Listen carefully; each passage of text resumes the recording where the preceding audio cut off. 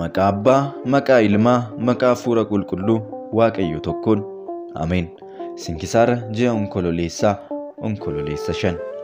Guyyaa kanatti hangafni Phaaphaasota Qusxinxiniyaa Abbaa Phaawulos ni boqote. Innis duuka bu'aa hangafa Phaaphaasota Qusxinxiniyaa isa duraa Abbaa Iskindiroos ture. Erga Abbaa Iskindiroos boqotee booda Abbaa Phaawulos bakka isaa muudame.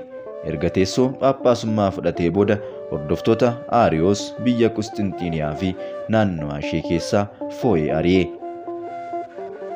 Erga mootichi Qusxinxiniyoos du'ee booda ilmi isaa Qusxinxiniyoos lammaffaa ta'ee biyya Qusxinxiniyaa irratti muudame.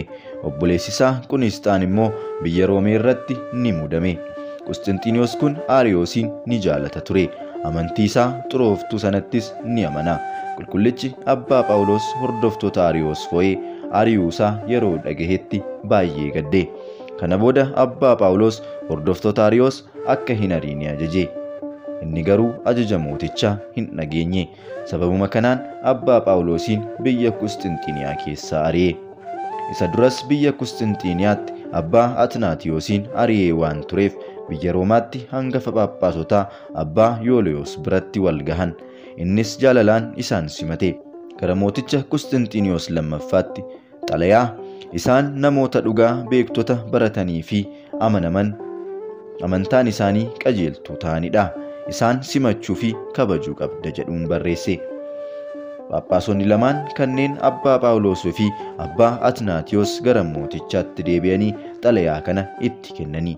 Deebisees jecha hangafa Phaaphaasota Roomee irraan kan ka'es ni sodaate. Gara teessoo isaaniittis isaan deebisee guyyoota muraasaaf obse. Ammas yeroo lammaffaaf isaan ariinaan gara Roomaa gara Abbaa Yooliyootti deebi'anii waan mooticha isaan godhe waan mootichi isaan godhes itti himan. Hangafni Phaaphaasotaa Abbaa Yooliyoos isaan fuudhee gara obboleessa mooticha Qunisxaa bira deemuun waan mootichi isaan irratti raawwate itti hime. Mootichi Qunisxaanis akka isaan simatuuf gara obboleessa isaatti xalayaa barreesse.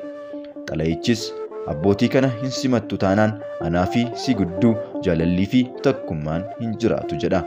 Hangafni Phaaphaasotaa sunis xalayaa lammaffaa barreesse.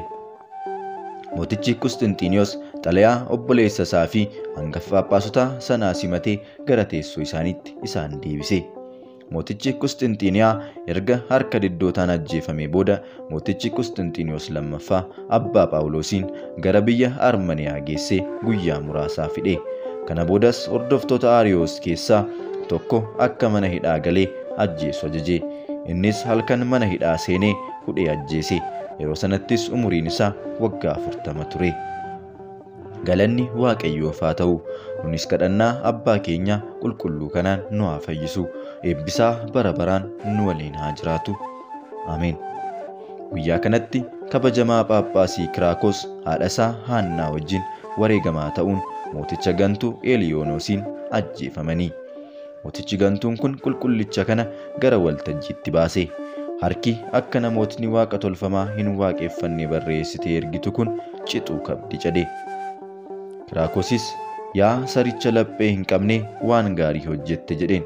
Eliyaanosis dhagahee liidii yookiin iraas danfisanii afaan isaatti akka naqan siree sibiilaa baay'ee ho'ee irra ramaca abidda naqanii akka irra ciibsan ashaboos akka itti firfirsan lafarras harkisanii garaa fi dugda isaa ulee sibiilaan hanga lafeen isaa caccabutti akka reeban ajaje. Qulqullichi Kiraakosis kana hunda obsee afaan Ibrootaatiin Yaarokosii Leeyuntaa Yaaleek Asiyaar Leemedor Elohee Naawunaa Yuul Quraam Beetel Adoonaay Elohee Mutaa jedhee kadhate. Kana boodas hiikanii gara mana hidhaa akka galchanii fi haadha isaa Haannaa akka fidan rifeensa mataa isheetiin sa'aatii 3 fannisanii foon ishee akka tarsaasan abiddaan akka ishee guban ajaje. Abiddicha keessattis Waaqayyoon osoo kadhattuu lubbuun ishee baate. Kana boodas qulqullichi Kiraakos fidanii boolla guddaa bofnii fi butiin keessa guutan keessatti akka gatan ajaje. Boolla kana keessattis omtuu osoo hin miine humna waraanaa sana keessaa maqaan isaa kan Adiimoon jedhamu tokko fayyisuu Kiristoos argee baay'ee ajaa'ibsiifachuun Gooftaa keenyatti amane. Mootichii fi waaqa tolfamoota isaas ni abaare. Yeroo sanattis mootichi goraadee isaas morma isaa akka kutan ni ajaje. Innis yaa Waaqa Kiraakos lubbuu koo fudhadhu jedhee morma isaa goraadeedhaaf yookiin seefiidhaaf qopheessee kenne. Waa'ee Kiristoosiif dhugaa bahiinsa isaa raawwate.